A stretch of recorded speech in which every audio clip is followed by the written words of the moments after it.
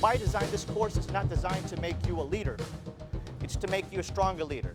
The purpose of the Army's CAPS career course is to help raise the Army's next generations of leaders, medical staff officers, and for a select few, commanders. Before we get into just medical training or medical teaching of classes, we start with just leadership.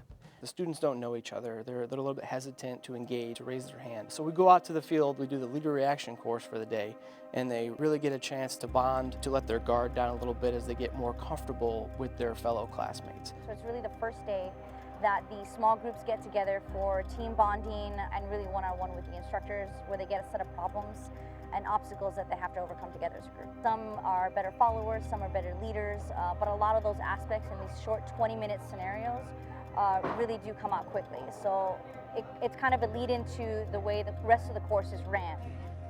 Giving your troops time to carry out your task, so the planning versus the execution.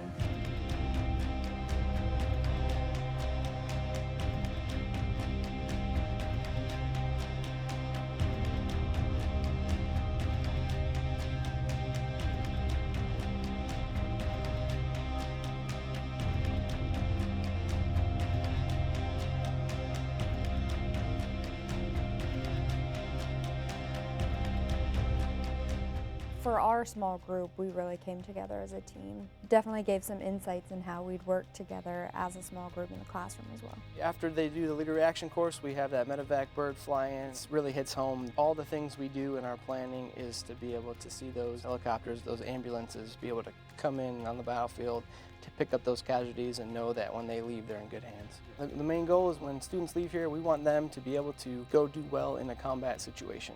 We're going to teach that to them, how to plan medically for those situations so that they can go save lives on the battlefield. It's a little bit of a misnomer that students come to the Captain's Career Course to prepare them for company command. That is part of it. We do want to prepare them for company command, but we also want to make them good staff officers. Part of one of the lessons I teach is tell your subordinates what you need done. Don't tell them how to do it. They'll surprise you with their ingenuity. 5 minutes, you have 5 minutes. Everyone write instructions on how to make a peanut butter and jelly sandwich. The time starts now. Open your peanut butter and jelly cans. Smell to ensure freshness and to activate your salivary glands. Step 7, put the ingredients away. And then step 8, enjoy. Having the dedicated time to develop ourselves as leaders is huge. Kind of honing my skills as a Army leader and Army profession outside of just my role as a physical therapist. It's very collegial. We are in small classrooms. We work pretty closely. There's a couple group projects or partner projects.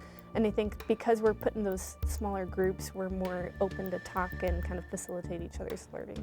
Some people have had more operational experiences, and some people have had more hospital-based experiences. So everyone can bring something unique to the table. Definitely tougher and more intense than I expected. I knew that there would be a lot of papers coming in. I mean, we usually have at least a paper and a brief per week that we have to present. I've definitely been experienced in writing a lot of papers, but it's different because it's not academic papers, it's Army writing. Ones were staying stationary, so it was just the ones that were actually going into the fight that were included in the start numbers. Okay. But then they added in their replacement numbers as well. Points that I want you to be able to understand and take away as you embark on this 9-week journey of self-discovery and learning. Understanding the unknown of the future and what the world will be a year from now. And the truth is, we really don't know what's going to be happening in this next year.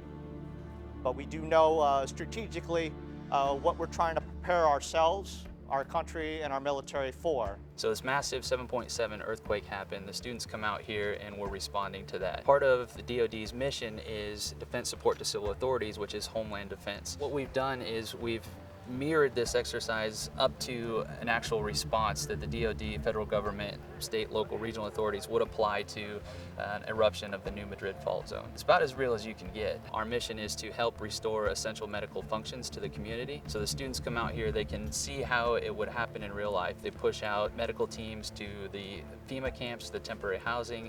They'll push out food and water risk assessments. It's led by our veterinary officers.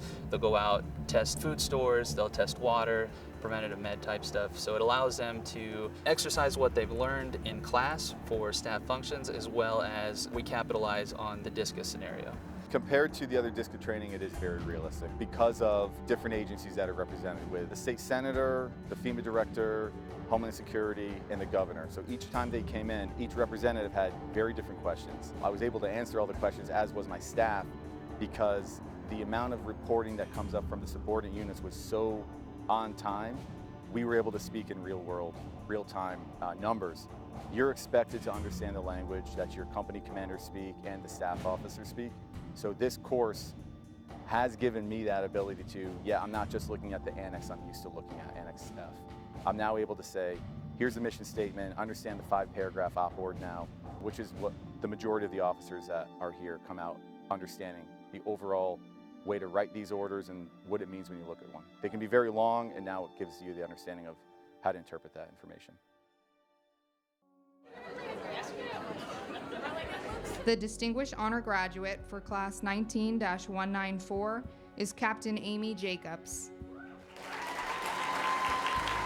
I feel like during the Captain's Career Course, I got a good base and kind of foundational knowledge for the doctrine that we'll be required to know when we go on to our follow-on units from here. And I have a better understanding of just the Army medical system as a whole. You need to be able to understand the doctrine, understand how to plan for operations, and understand your role within the big system. Sometimes can be overlooked if you're a clinician, just to, hey, you do your job, you're in the clinic, but you can really contribute a lot to those units. And if you can advertise what you can actually contribute to them, which we're able to learn at this course, you can bring more value to that unit.